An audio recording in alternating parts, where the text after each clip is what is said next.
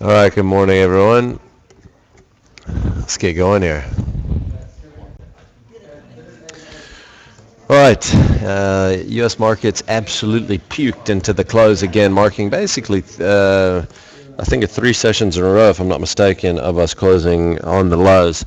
That is horribly bearish. The S&P's done 4.8% to the downside over the past 3 sessions alone. Really just kind of it's total decimation happening right now. If I'm not mistaken, we're about 6.5% off the highs on the S&P, even more than that on some of the other markets. So yeah, we're really starting to see some reversal of these drift up gains that we've seen for several years here. So if you look here, yesterday was Columbus Day in the States, which means that the bond market was closed. So it was a lighter volume yesterday. So I think markets, obviously have been able to shake it off to an extent today. Asia not being so bad. We'll look at Asia in just a minute, but there just really wasn't a whole lot of leadership either. There wasn't any one thing that was really kind of causing the sell-off. It's just the same sort of thing. Markets are nervous. Markets are worried about, all the different factors. At the moment, slower growth, quantitative easing coming to an end. So if we look at Asia this morning, Asia had no follow-through whatsoever on the back of the States. Actually a real positive. We saw Australia up about 1%. Mining stocks rallying again in a big way. And so we had 2 days in a row now where iron ore prices have really spiked hard. I think it's caught a lot of the shorts out, a lot of the momentum players, a lot of the trend followers will have been sitting on the back of these on the back of these shorts in the mining space, and I think some of those guys may be kind of getting squeezed out at the moment. So watch Billy's, watch Anglos this morning. Could be a little bit of a next leg up. If nothing else on the market, as well as some of the other iron ore stocks, mining stocks. We'll look at some of those charts in just a minute. All right, chart of interest this morning. Actually, beautiful chart here, and it shows perfectly kind of the correlation, and it just shows you as well that I think this is something that's incredibly important to watch, is the high yield credit levels and the spreads that we see there. So you can watch I've forgotten what the ETF in the States is, but you can play the high yield bond ETF, and you can basically look at that as a perfect representation of high yield credit, and you can see how perfectly that's really been a leading indicator to the S&P. So over the last little while, if you look at this downdraft, it's coincided almost exactly with what's happened to the S&P. Once we really turned down back before September, we started to wobble. We only put in the highs of the S&P a little bit later, but bottom line is wobbled hard, and now we've gotten a real downturn. We see the next level coming on the S&P. All right, and we look at corporate action. We've got a lot to look at on the day out in the States, but here we had Harmony with its third quarter production update, increased by approximately 6% in the first quarter of the financial year. That's really all we've got there.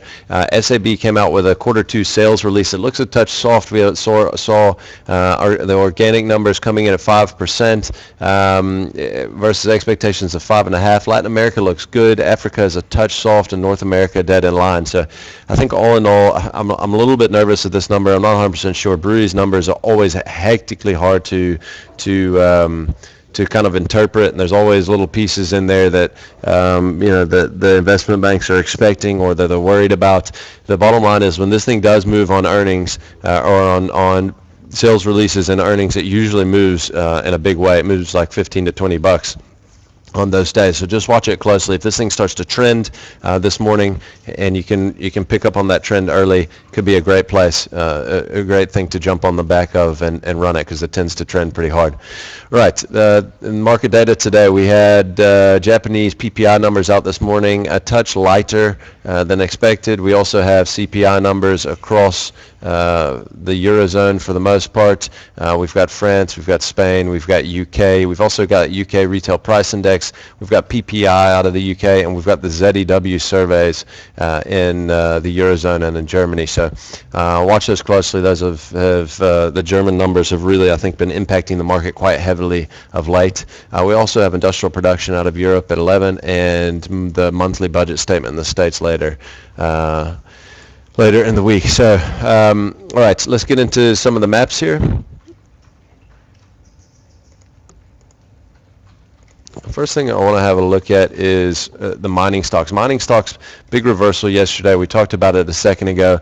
We talked about the finally kind of getting a turn in the iron ore price, even though maybe it's just a dead cat bounce. You can see copper is kind of solidified. You even can kind of feel that oil maybe is done. And the way that things seem to potentially be taking place is that the QE unwind may be kind of coming to an end. I mean, we're right here. This is the last of the bond buying this month. So this is the QE program is literally wound down now. And, I think that we have to look and see how that's obviously affected, what it's affected, and if there's going to be continuing effects. Obviously, the effects so far have been a massive sell-off in mining stocks. It's been a big devaluation in emerging market currencies.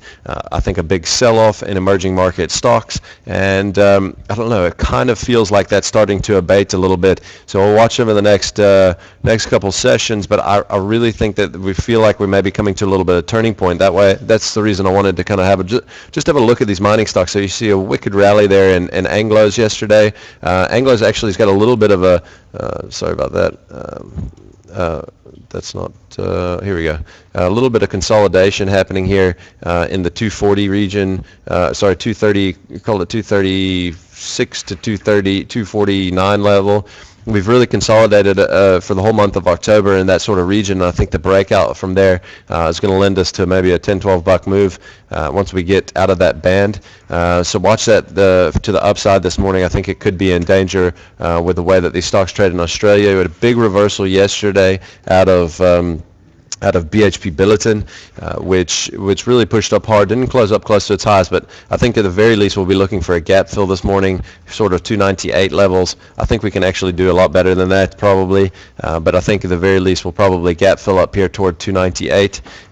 If you look at all these stocks like Exxaro, massive reversal yesterday. Wasn't quite a key reversal because it didn't take out the lows of the previous day, but very, very close. Huge reversal nonetheless, and I think probably a move back up to support to the upside coming in the next few sessions around 135. I mean, we can go through every one of them on the board. They all rallied yesterday. That's where the real support in our market came. Kumba, another one. I really think that Kumba is probably now gonna get up. I would expect that either today, tomorrow, that will come up and we'll test what was support now becomes resistance at around 285. And if we can get it through that, then I think we can go on up north of 300. So watch that one closely as well.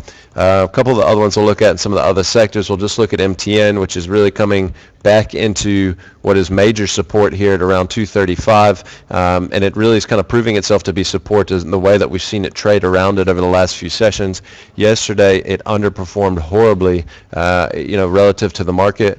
All the defensives actually traded really poorly yesterday as well. So MTN, breweries, the likes, they all traded really softly. But if we can get a hold out of MTN here, I think we really need to see a reversal maybe above the highs of yesterday, which would really be up to sort of 240 and north of that.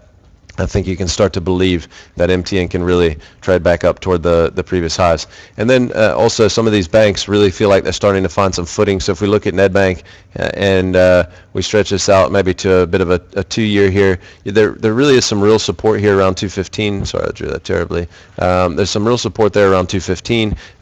There's lots of different ways that you can look at this. You could probably even look to do something like that, which actually lines up perfectly to where we bought them. Either way, I think there's real support here. There's support in pretty much all of these banking stocks coming in close to the levels that we're at, and it kind of starting to look like they're finding some footing. So a lot of the stocks maybe kind of look like they're finding in short-term lows. Mining stocks definitely looked at hard reversals yesterday. I think some of the banks and some of the other sectors, we're going to need to look to see We're going to need to look to see them kind of break out above one of the highs of the last couple of days to see us maybe really take next level in these stocks. And that's it for today, guys. Good luck out there.